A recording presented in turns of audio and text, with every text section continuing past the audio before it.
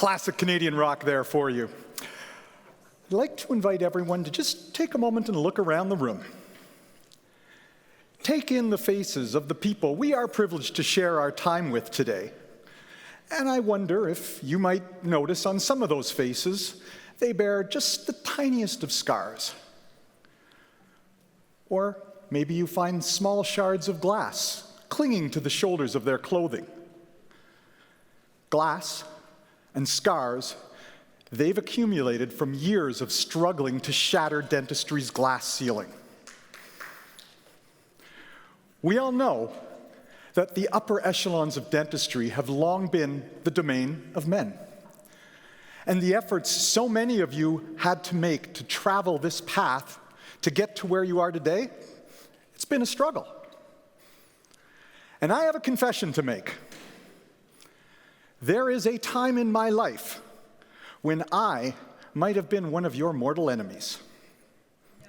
It's true. To understand that, I need to take you back to the summer of 1985 when 19-year-old me is getting ready to head out on the town with a bunch of his buddies to celebrate the end of our first year of university. And as we're driving downtown, this news story comes on the car radio, because it's 1985 and all we can listen to in a car back then is a radio.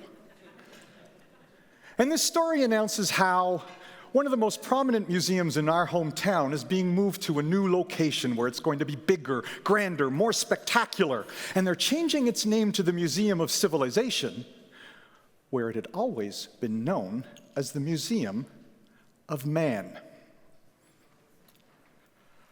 What is wrong with these women? 19-year-old me begins his mansplaining tirade. Do they not understand that in the English language, words are capable of more than one meaning? Man is not only the name of the gender, it is also the name of the species. Women are part of the species of man. Museum of Man includes women. Why are they making such a big issue out of something that is so petty, ridiculous, and absolutely stupid? And right about now, I'm just going to keep my eyes open and make sure nobody's going to throw anything at me. Because 19-year-old me didn't appreciate the power of language and its ability to shape the society in which we live. And I didn't start to develop an appreciation for that power until 3 years later in my first year of law school, when cue the entrance of a rather unexpected source of inspiration. A university law professor who was a white, straight male. He was tall, slim, athletic, good-looking guy, perfect for a single doctor.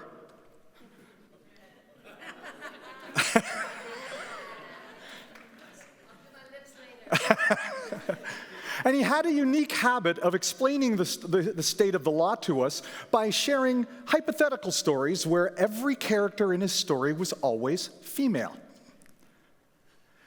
At a time in our world where virtually everyone would always defer to the male pronouns of he and him, this one professor stood out by constantly using she and her. And about 6 weeks into my law school career, as I was furiously scribbling down notes during one of his lectures, where again, he regaled us with stories with only female characters, I dropped my pen in frustration and thought, oh, for crying out loud, why can't it ever be a guy? I'm not sure I understand why. But the next thought that popped into my head was, oh shit.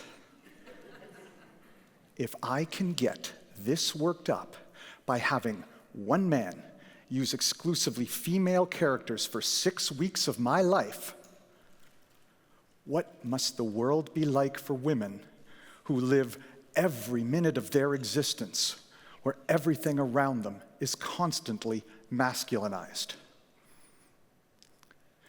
You see, it took an early stage Anne Duffy-style dude for me to appreciate the power that language had to reinforce that glass ceiling that so many of you were trying to shatter.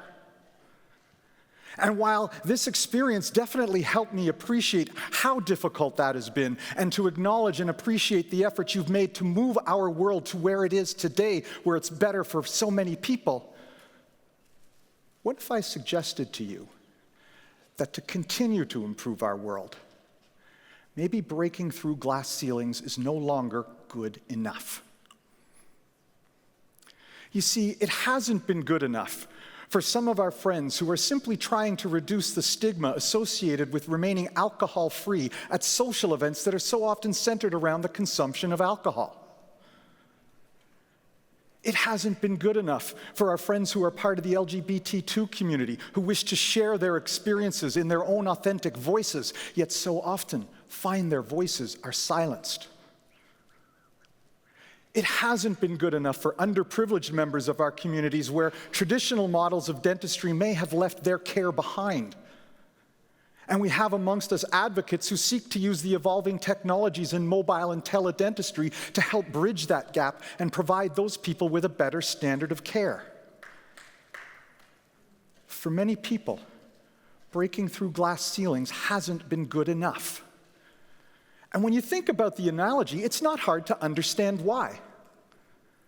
See, when you break through a glass ceiling, as great an achievement as that is, you move up to another level and you run into another ceiling.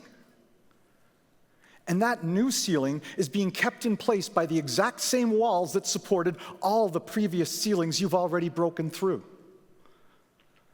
And those walls are being held upright by the exact same foundation that's always been there.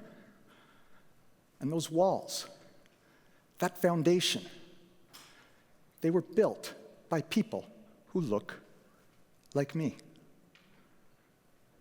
So perhaps if we are looking to change our world a little bit more and move it forward for progressing and making it more fair and just for even more of our friends, we need to start looking at a larger scale renovation to our building.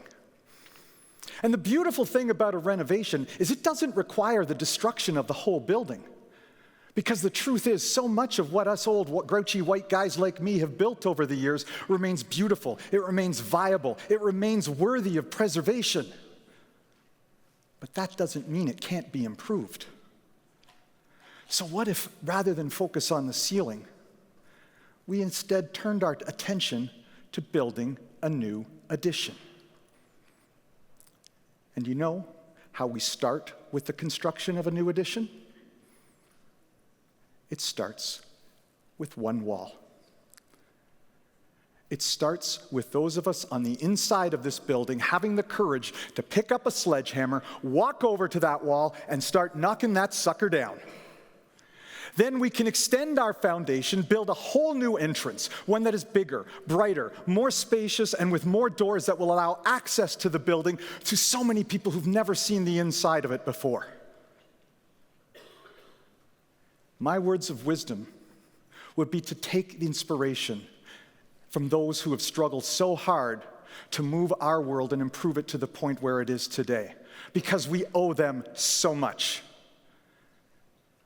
Support and encourage them to continue with the struggle. Help them by picking up the torch and moving things forward by building this addition to our new building. And remember, it all starts with just one wall. Thank you.